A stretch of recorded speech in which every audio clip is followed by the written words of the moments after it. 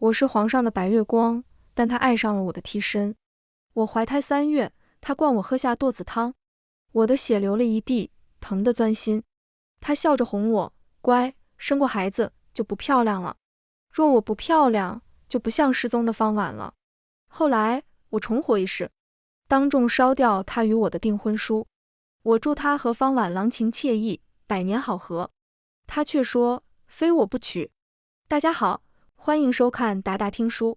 他们都说方婉是我的替身，等我回京，他就会失宠。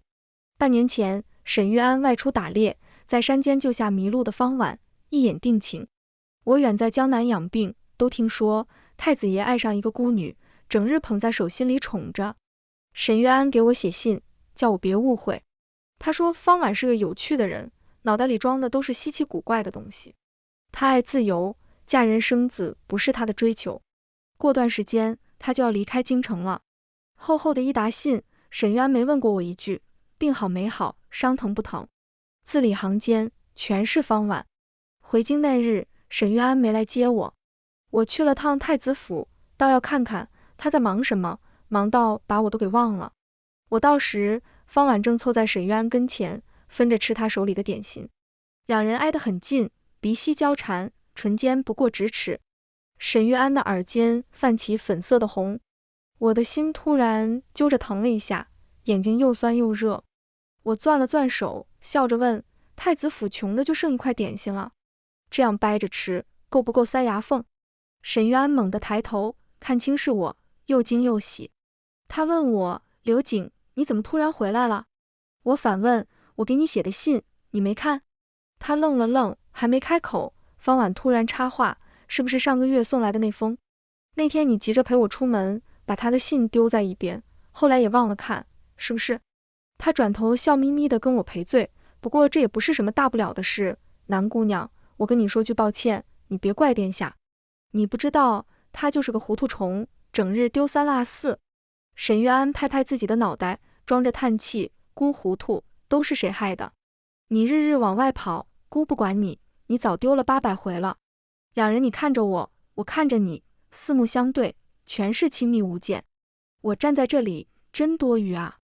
原来在我支着下巴等沈玉安回信的那些日子里，他把他的时间都留给了另一个女人。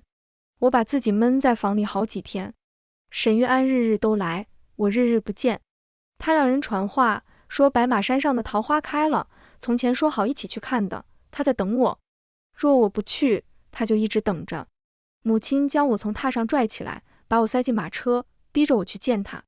母亲说，沈玉安是储君，总有一天他会有3宫6院，院里塞得满满当当，全是女人。他的心会掰成好几半，这儿留一点，那儿忘一块，这是迟早的事。我知道，我都知道。我的脑子清醒得很，我只是心里难受。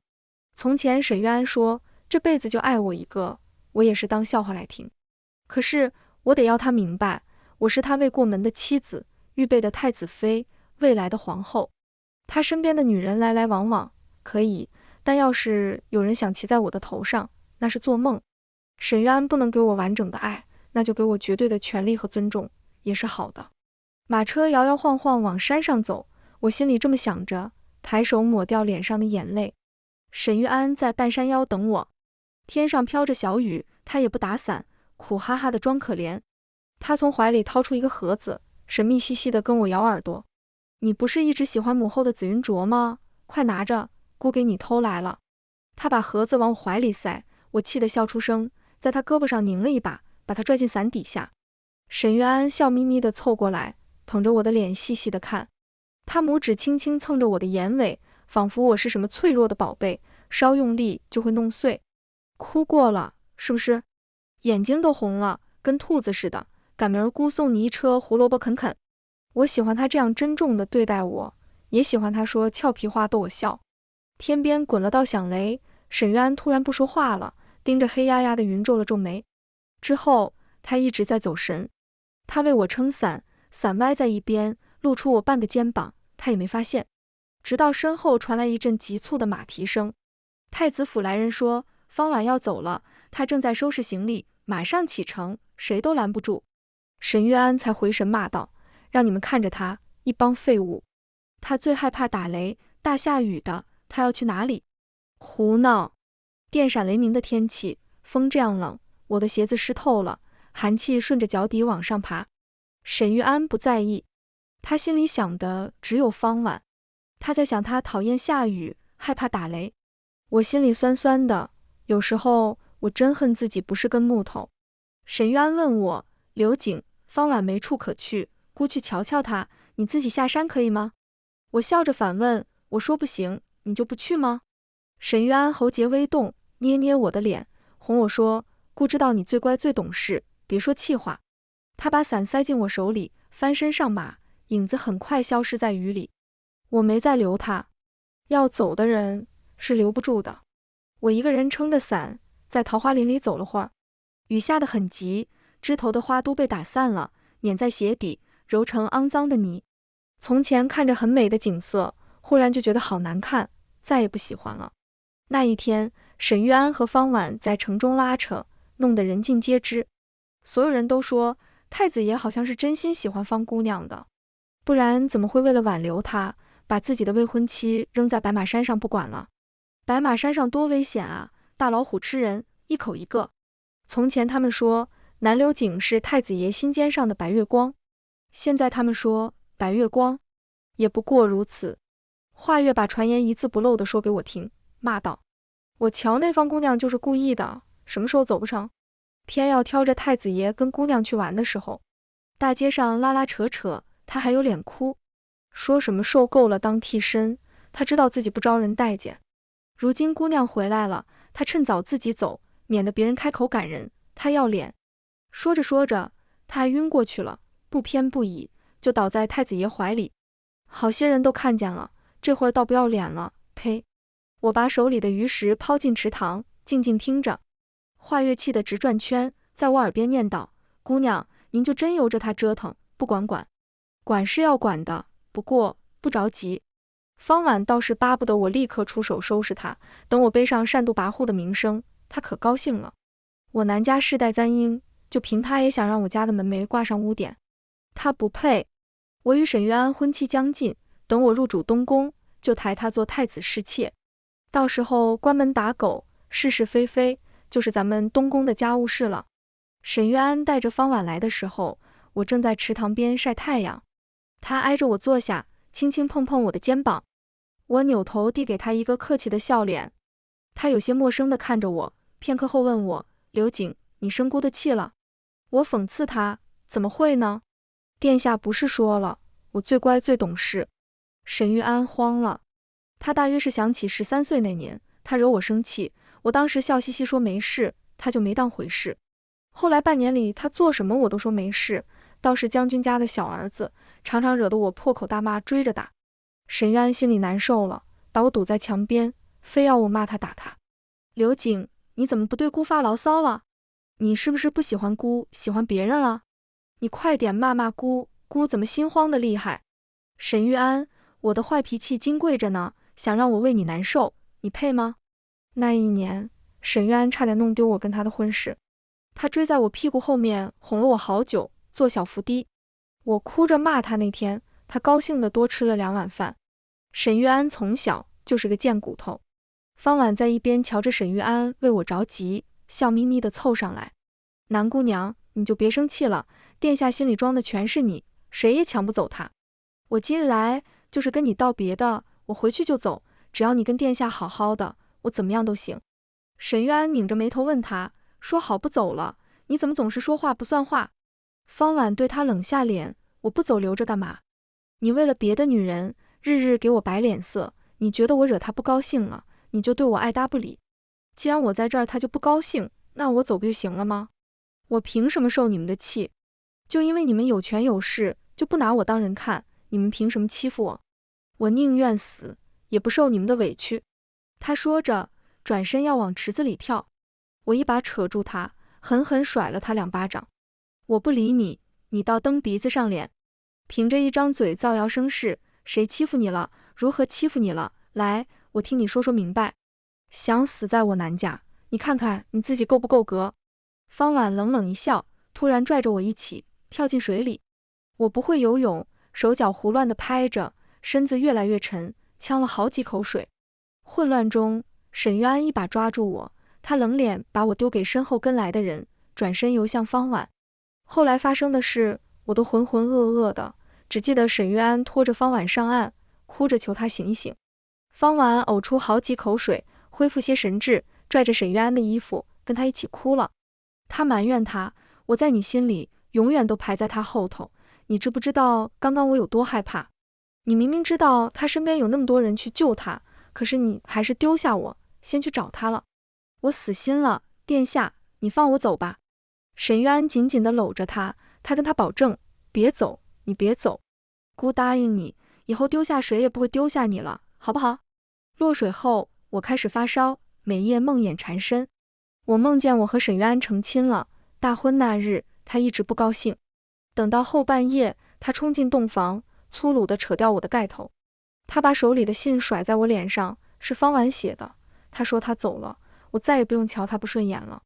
沈玉安指着我的鼻子骂，你的教养都吃到狗肚子里去了。他只是想待在我身边，就这么一点小小的愿望，你都不能容忍吗？明明我什么都没做，就因为方婉模棱两可的几句话，他就把所有的错都联想到我身上。他像一只发疯的野兽，将我压在身下，发泄着心里的不满。新婚夜变成一场折磨，我的尊严被他碾成碎片。太阳升起时，他对着满身伤痕的我冷笑，哭什么？你应该高兴啊，你赢了。从此，他白天是仁德的君主，夜里就变成褪下衣冠的禽兽。所有人都说我是宠冠6宫的皇后，是他此生挚爱。只有我知道，他每晚抱着我，喊的却是方婉的名字。后来我怀孕了，有一日，他突然对我说，你怎么不像婉婉了？我顿时冷汗涔涔，我知道我的孩子大概是保不住了。他捏着我的下巴，把舵子汤灌进我的嘴里，我疼得撕心裂肺。他却只说，刘瑾，你要永远漂亮，永远像他。沈玉安，我恨你。我从梦里惊醒，手探向胸口，那里跳动着我的心脏。梦的最后，我清楚地记得，在我生辰那日，方婉风光回宫。他可真是好手段，消失2年，把沈玉安对他的喜欢变成执念，对他思念到不能自拔。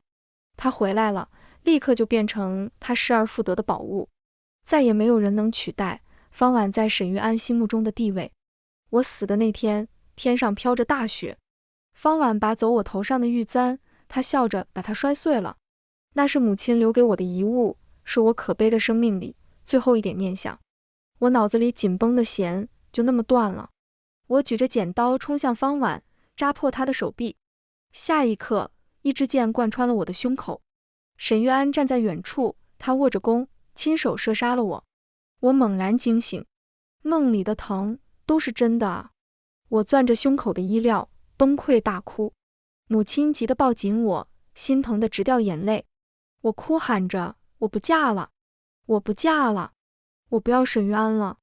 方婉拽我落水的事惊动了皇后，她叫我进宫吃午饭，说要为我做主。我到时方婉正跪在院里，大太阳晒着，瞧着很不好受。桌上摆满我爱吃的菜，我小口喝着鱼汤。沈玉安坐在我对面，脸色很难看。有人因为你跪了2个时辰，你还有心情吃饭？刘瑾，你怎么变成这样了？我面不改色，边吃边说，做错事就要受罚，不然不长记性。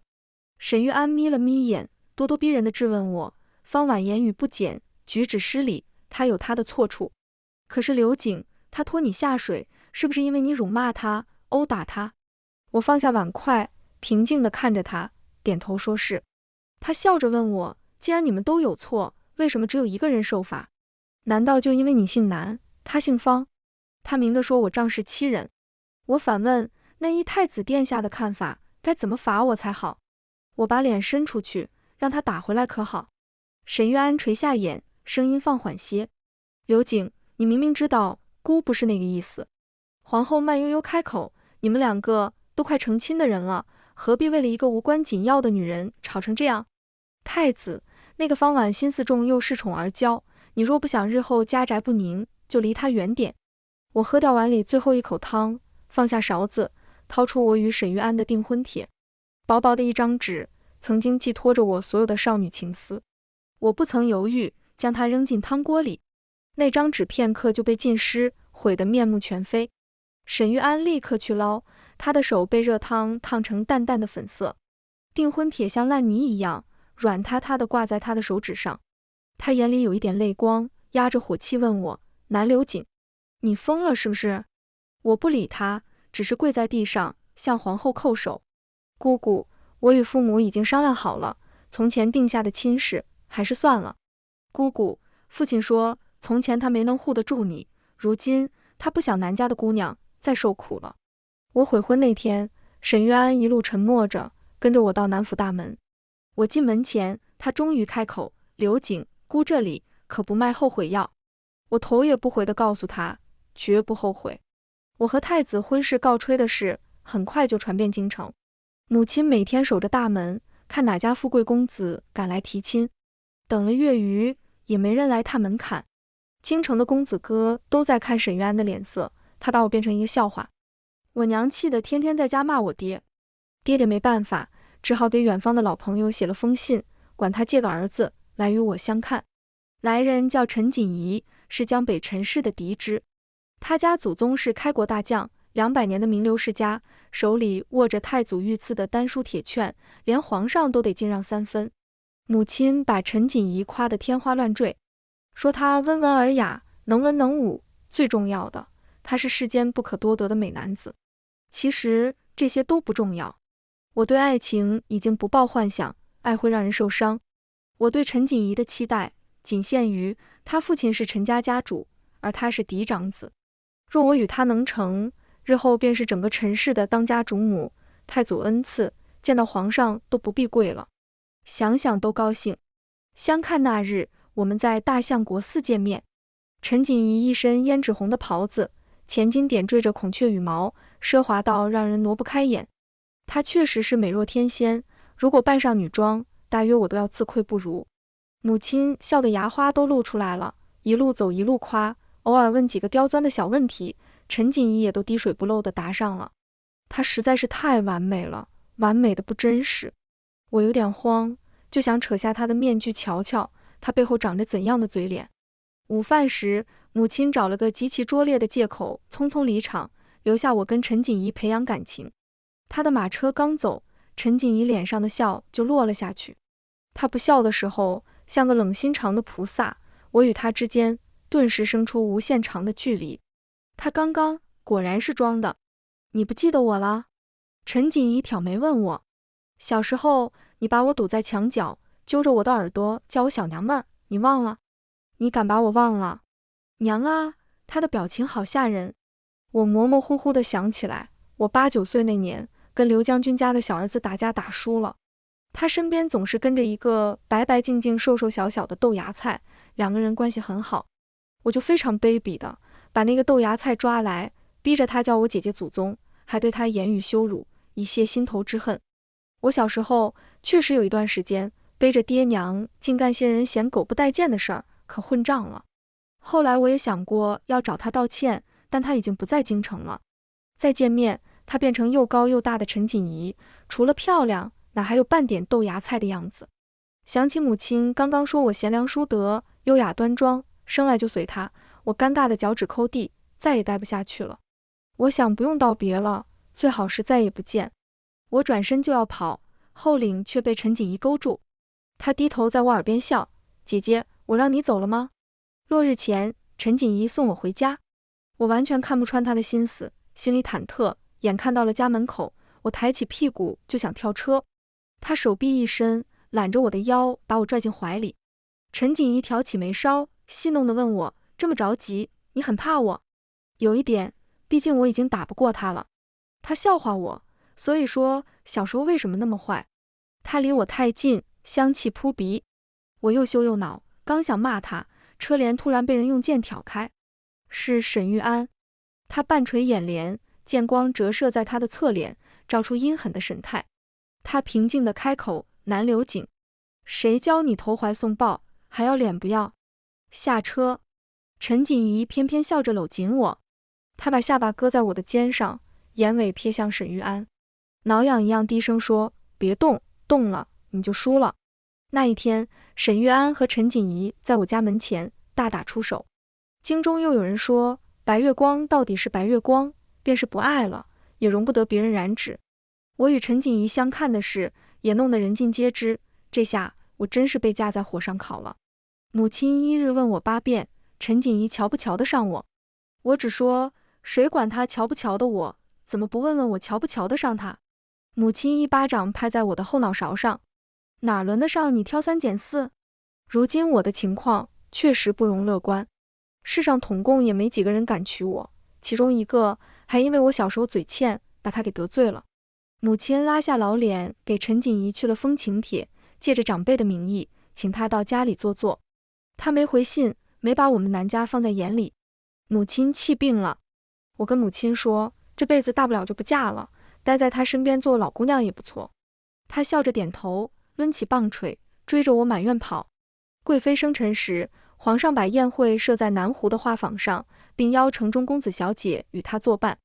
我登上船，没想到方婉竟然也在。听说荣恩侯认她做了干女儿，梦里好像没有这茬事。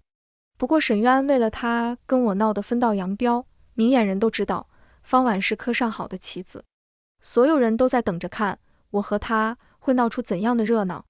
方婉穿罗裙戴珠钗，跟沈玉安站在一起，宛如一对璧人。他看见我，高高兴兴地跑过来，扬声与我打招呼：“南姐姐，你今日能来，我好开心。”他张开手臂，好像要抱我，我下意识抬起胳膊一挡，他突然就摔倒了。沈玉安快步上前，方婉扶着他的胳膊站起身，红着眼眶看我一眼：“南姐姐，我知道你讨厌我，可是我一直很想亲近你。在京中，我只认识你一个，我们可以好好相处吗？”沈玉安打断他，翻过他的手心，看着蹭破的皮，问他疼不疼。方婉赶紧摇头：“不怪南姐姐，是我自己没站稳。”沈玉安低低地应了一声：“姑知道，日后你走慢些，别伤到自己。”方婉微微一愣，笑着点头，没再说话。晌午陪着贵妃吃了点酒，我有点乏，就挑了个安静的地方坐着吹吹风。忽然有人从背后狠狠推我一把，我险些跌进湖里。华月眼疾手快扶稳我，回头就看见方婉撇着嘴笑：“南姐姐，别瞪我啊，好吓人。我只是想跟你打个招呼，你自己没站稳，可不怪我。”我想也没想，回手就是一巴掌抽在他脸上。方婉瞪着我，又要掉眼泪。我冷笑：“这儿没别人，你装给谁看？”我揪住他的衣领，摁着他的头，把他往湖里推。方婉吓得抱紧围栏，失声惊叫：“我只是跟你打个招呼，你要是站不稳，可别怪我。”我话音未落，忽然一支长箭直直地射向我。沈玉安站在不远处挽着弓，和梦里一模一样。他为了方婉要了我的命。长剑擦破我的耳朵，我像丢了魂一样跌坐在地上，止不住的发抖。那支箭明明没有刺进我的胸口，可是我的心好疼啊，疼得我直掉眼泪。所有人都在围观我的狼狈。方婉扑进沈玉安的怀里，紧紧抱着他不肯撒手。沈玉安推开他，在我身前蹲下，他掏出手帕擦着我的眼泪，轻声安慰着：“刘瑾，吓到了是不是？姑是一时情急，怕你闹出人命。”我几乎是咆哮出声：“滚！你别碰我！”沈玉安还要向我伸手，一只香玉的宝靴突然踹在他的胸口。有人把我抱了起来，我不看就知道是陈锦仪。她的香气特别好闻，我第一次见她就牢牢记住了。她用衣服盖住我，把我的眼泪都藏起来，不让人看，不让人指点。陈锦仪抱我回家，母亲从榻上跳起来，高兴得病全好了。她刚要笑，看见我昏昏沉沉的样子，又哭起来。听大夫说我没事，只是惊吓过度，养2天就好了。她没忍住，指着东边破口大骂，中气十足。骂到一半，回头看见陈锦仪还在，她叉着腰问他为什么不回请帖。你若不是想取我的心肝，就别来招惹他。陈锦仪却说她根本没收到过请帖，她跟母亲说喜欢我，想娶我，只是大概我瞧不上她。母亲大力地拍着她的胳膊，笑得眼睛都看不见了。怎么会，刘瑾日日都念叨你呢，说你一表人才，她可满意了。娘，我还没死呢，你在胡说八道些什么？我虚弱的张张嘴，说不出话。我娘尽情污蔑我，再也没人管得住她。请帖的是左右调查，什么也没查出来，但大家心里都明白是谁动的手脚。荒唐，沈玉安，你真荒唐！画舫的是惊动圣驾，皇上为了安抚我爹爹，狠狠罚了沈玉安。姑姑请母亲进宫说话，她说自从方婉出现，沈玉安就像换了个人似的。她与他说过很多次，离方婉远一点，他就是不听。前几日，沈玉安居然问他把他养大，是真心待他好，还是想要控制他？姑姑这回是真的伤心了。母亲回家后与我感叹，从前怎么没发现沈玉安是这样忘恩负义的人？他生母爬龙床，生下他以后，还拿孩子威胁皇上。若不是姑姑求情，说质子无辜，他早就跟着他生母一起下去了。我想起梦里，姑姑就是被沈玉安活活气死的。思来想去，还是跟母亲说，姑姑一辈子恪守德行，可是偶尔也要为自己多想一想。她收养沈玉安后不久，就诞下三皇子，若真论起来，太子之位怎么也轮不到沈玉安去做。沈玉安生辰这日，给我发来请帖。陈锦仪趁我看不见，把它叠成纸砚，飞到墙那头去了。我从屋里拿出茶，他立马举起书挡着脸，装作很专心的样子，估计正躲在书后头得意呢。我生病这些日子，他天天跑来，母亲起先很高兴，渐渐也觉得烦了。那日二人商量提亲的好日子，母亲说算好了明年2月16，大吉。陈锦仪讨价还价，说今年8月8是个上签，他母亲已经启程往京城来了。我娘笑说真好，然后望着陈锦仪的后背翻了好几个大白眼。她偷偷跟我说，不然娘还是给你找个离得近的，陈家这小伙太粘人了。哈哈哈哈哈！哎，他呀是舍不得我了。我躺在院里的摇椅上，看看陈锦仪，看看云，看看鸟，再看看手里的残卷，时间就静悄悄地溜走了。我打了个盹儿，醒来的时候身上盖着毯子，陈锦仪不见人影了。她不在，我突然觉得心里空落落的。母亲正巧过来，她拾起压在石桌上的一幅画，扑哧笑出声。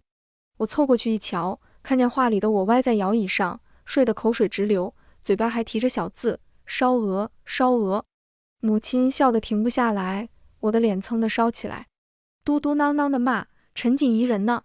娘，你还是给我找个离家近的吧，我也觉得他不怎么样。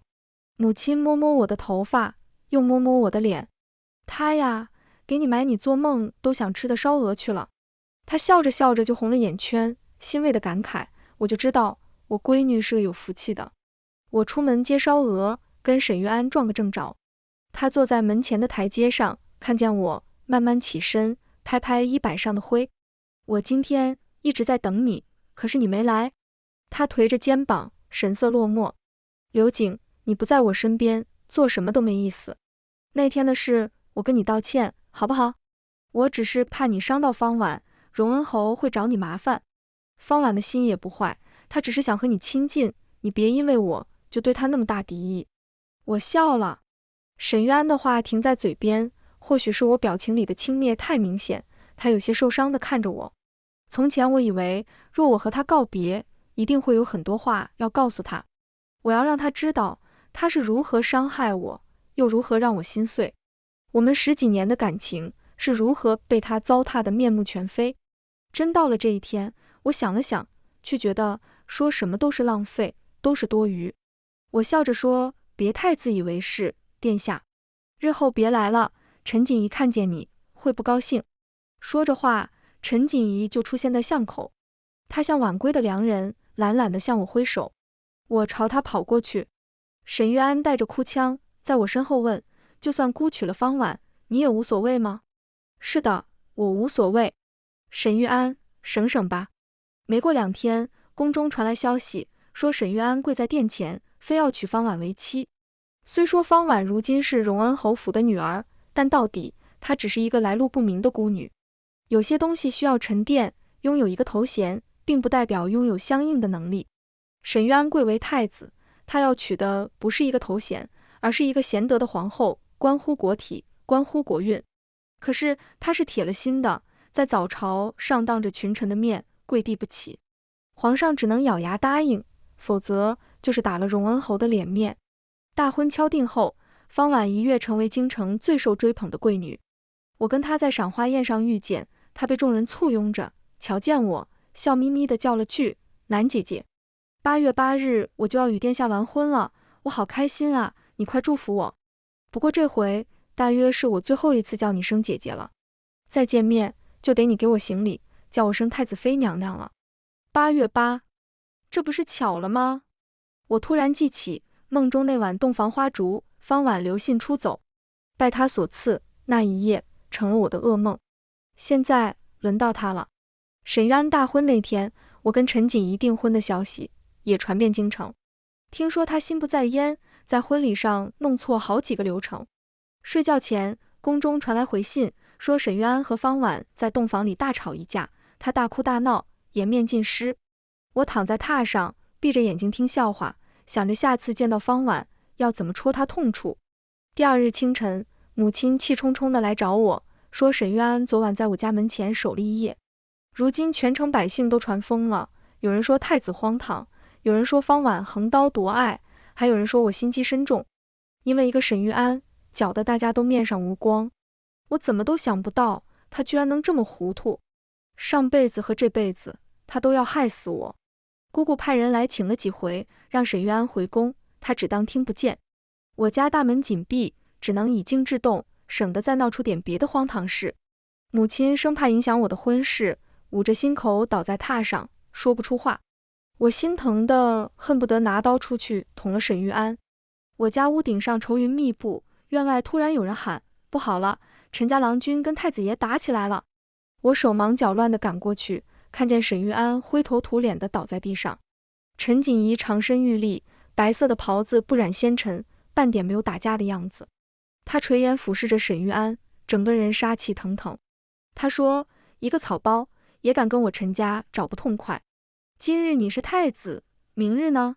等回头看见我，他又马上笑了，好像刚刚那个嚣张跋扈的陈世子，不是春风化雨的陈锦仪。我给你带了烧鹅，母亲自己做的，她让我带来给你尝尝。他晃晃手里的包裹，我才看见他的拳头受伤了。他字里行间说的好像我已经是他家的人了。他的态度于我的名声而言，可以说是力挽狂澜。我跟陈锦仪说，只知道护着烧鹅，怎么不想想护着你自己？我让人去准备药膏，沈玉安喊我，南流景，我也受伤了。我只问他，与我何干？想来不出一刻，旁人又会说，陈世子与南姑娘情投意合，至于太子，不过一厢情愿。沈玉安近来行事荒唐，姑姑说，皇上已经有了废除的心思，毕竟是自己养大的孩子，他心有不忍，还想再劝劝沈玉安。母亲也不好多说，只是私下里偷偷跟我聊，姑姑从小德行高尚，就是欠缺考虑。若是沈玉安登上大宝，估计我们几家都要不好受了。陈锦仪在旁边给我剥瓜子，我好像看见她的眼神沉了沉，再抬头时又是满脸笑意。她给我的小食盒包了满满的瓜子仁。黄昏时，母亲留她吃饭，她说家中有事，先告辞了。我追着她出门，把她拽到角落里，嘱咐她，你不要插手沈玉安的事，他已经失了圣心，我们就等着，他好不了太久的。陈锦仪点头说好，答应的也太痛快了。我盯着他，狐疑地问，你不骗我？这回他想了想，郑重其事地点头，说绝不骗我，就跟我演。方婉当上太子妃后，还没来得及风光，就跟着沈玉安一起被关了禁闭。那日我进宫去看姑姑，刚踏进她的寝宫，就听见她在摔东西。狗胆包天的刁妇，你果然干不出好事来。方婉跪行到她脚边，抱着她的腿哭喊，母后，您一定要救救殿下啊！如今能救他的只有您了啊！我不是故意的，父亲让我拿东西给殿下盖章，我也不知道他会贪污啊！姑姑一脚踢开他，指着他的鼻子大骂，还敢狡辩！你与荣恩侯合伙坑害太子，只这一桩事吗？你还以为瞒得住谁？我才知道，原来是荣恩侯借沈玉安的手搜刮好处，刚刚被人递了折子。这是结党营私，这是大罪啊！方婉被人拖走后，我进殿去探望姑姑。他手里拨着念珠，一直不说话。过了很久，他突然开口：“刘瑾，你的心真狠。他是你的表哥啊，你们10几年的感情，你说要断送他的性命，就断送他的性命。你和陈家那个真是好手段。你做的不错，太子也是罪有应得。可是他是本宫养大的孩子啊。你走吧，以后不要来了。”我回家时，陈锦仪正在门口等我，看到我哭，她的笑落了下去。她擦掉我的眼泪，什么也没说。我觉得她有点不高兴，抽抽搭搭地跟她解释，我不是心疼沈玉安，我比谁都巴不得沈玉安不好过，我只是被姑姑说的难过了。陈锦仪哦了一声，头偏向另一边，轻轻舒了口气。她一直没说荣恩侯的事是她做的，她不说，我也不问。华月说，姑爷真是难得的好男人，换了别的人，给女人做点芝麻绿豆大点的事，都要敲锣打鼓昭告天下呢。我手下缝着嫁衣，笑着逗他，可是他骗我了，骗女人的男人不是好男人。华月反驳我，哪有，姑爷说的是不折腾太子爷，又没说不折腾荣恩侯。谁让太子爷不长眼，偏偏娶了方婉，他呀是罪有应得。如今我家里的人都向着陈锦仪。我出嫁那天，母亲一直笑，笑得我鼻头发酸。陈锦仪牵着我上花轿，她倒是高兴了，嘴角都快咧到耳后根去了。我看见母亲又偷偷翻了她2个白眼。我怕爹娘舍不得，我就跟着她笑；爹娘怕我舍不得，他们就跟着我笑。嫁到江北的第2个月，我听说皇上饶了沈玉安一命，把她贬为庶人。姑姑去送她，她对着姑姑大骂：“你收养我，不就是因为老三体弱，怕他早夭，没人帮你巩固后位吗？你根本就没把我当成你亲儿子，若是老三犯事，你死也不会不要他。你这个恶毒的女人，把我从我娘手里抢过来，你害死我娘，你不得好死。”她简直是胡言乱语。我又想起母亲说，方婉出现前，她明明不是这样的。年关前，陈锦仪跟我回京城，姑姑请我进宫说话，母亲说她一直很后悔当日对我说话说重了。马车停在宫门前，我一下车，就突然冲出一个人扯住我：“刘瑾，刘瑾，你是要去见母后吗？你帮我求求她，你跟她说我知错了，我再也不胡闹了，求她救救我。我好饿好冷啊，刘瑾，你有没有吃的？”她身边还跟着个神志不清的女人，一直在念叨：“不可能啊，我是穿越的，我是奉命啊，我要当皇后呀！我是皇后，你们这些杂碎还不给我跪下！”陈锦仪一把搂住我，不让他们碰到我。他一个眼神，几个随从拔刀，沈玉安再也不敢上前。他在我身后骂：“南刘瑾，你背弃感情，你不得好死！”陈锦仪捂住我的耳朵，我模模糊糊地听见他吩咐人说：“割掉他的舌头，不干不净，不如不要。”他说完又来看我脸色，轻声问我：“走吗？”我对他笑笑，牵住他的手，点头说：“走吧。”全文完，达达听书，感谢您的观看，每天上新精彩小说，喜欢就订阅吧。